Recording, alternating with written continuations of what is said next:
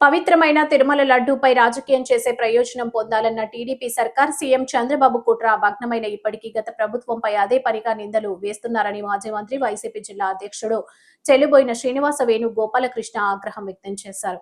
భక్తుల విశ్వాసాన్ని దెబ్బతీసేలా చంద్రబాబు ప్రభుత్వం వ్యవహరిస్తోందన్నారు. తిరుమల లడ్డూ ప్రసాదం వ్యవహారంలో భక్తుల మనోభావాలను చంద్రబాబు దెబ్బతీశారన్నారు. ఒకవేళ జగన్ వైపు చూపించాలని అనుకుంటే 4 వేళ్లు చంద్రబాబు వైపు చూపిస్తున్నాయన్నారు.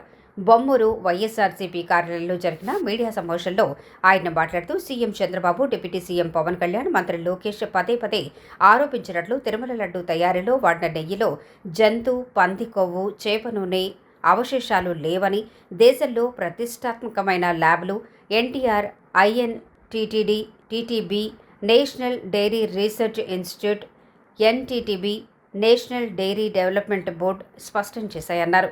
అదే విషయాన్ని సుప్రీంకోర్టు ఆధ్వర్యంలో ఏర్పాటైన సిబిఐ సిట్ తన ఛార్జిషీట్లో స్పష్టం చేసిందన్నారు. దీంతో చేసిన తప్పుకు కనీసం క్షమాపణ చెప్పకుండా మాట మార్చి ఆ నెయ్యిలో కెమికల్స్ కలిశాయని, ఇంకా దిగజారి బాత్రూమ్ క్లీనింగ్ కోసం వాడే లిక్విడ్ కూడా కలిపారని చంద్రబాబు నిస్సిగ్గుగా తప్పుడు ఆరోపణలు చేశారని మండిపడ్డారు.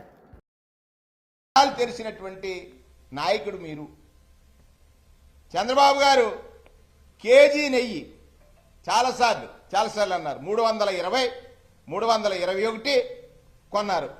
ఇది నిజమా కాదా? దీనికి సమాధానం మీరు చెప్పాలి.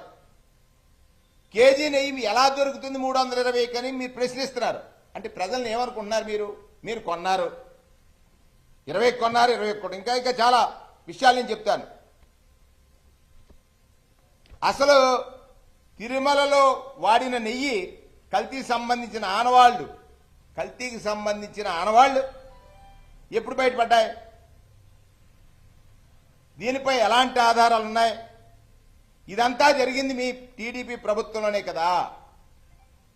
మీరు ప్రభుత్వం ఏర్పాటు చేసిన తర్వాత ఎవరైతే గుజరాత్ నుంచి ఒక ఆయన రప్పించి దీనికి మీరు చేసినటువంటి ఒక పథక రచన ద్వారా కదా ఇదంతా బయటపడింది. అంటే ప్రజలు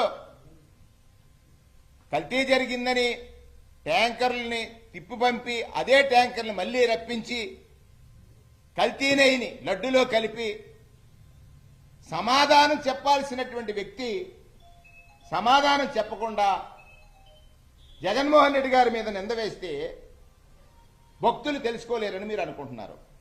ఇక్కడ మీరు భక్తుల్ని ఎంత గాయపరుస్తున్నారు చూడండి.